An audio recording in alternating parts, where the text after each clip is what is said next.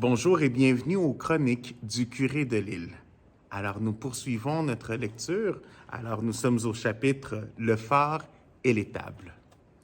Alors, comme on avait vu la dernière fois, comme la colonie est en expansion, les familles s'agrandissent peu à peu et le rôle de Marguerite Bourgeois comme enseignante va être quelque chose de primordial.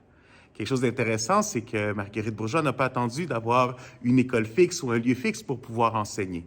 On dit d'elle qu'elle se promenait de maison en maison pour pouvoir partager et aider les jeunes filles dans l'éducation, tant d'un point de vue académique, pour pouvoir lire, écrire, que d'un point de vue intellectuel, que d'un point de vue spirituel en enseignant le catéchisme. Elle va recevoir la première bâtisse à l'âge de 38 ans.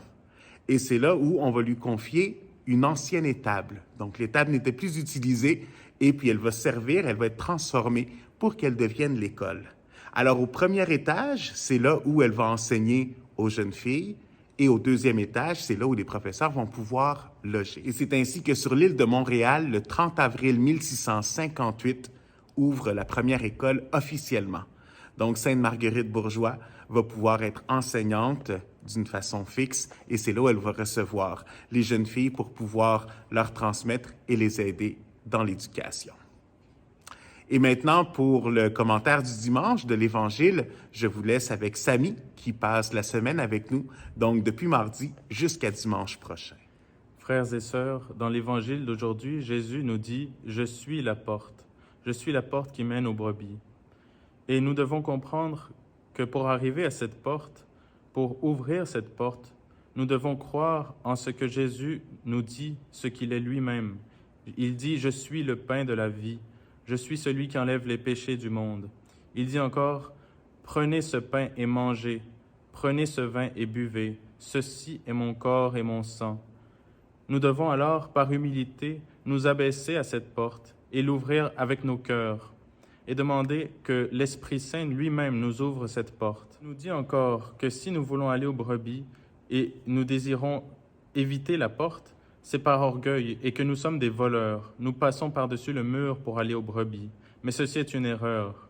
C'est comme Adam et Ève qui ont eux-mêmes désiré passer par le mur au lieu d'aller par la porte. Ils ont volé le fruit qui leur était défendu. Et c'est ainsi qu'ils sont devenus eux-mêmes des voleurs et qu'ils ont refusé la porte qui leur était ouverte par l'Esprit Saint.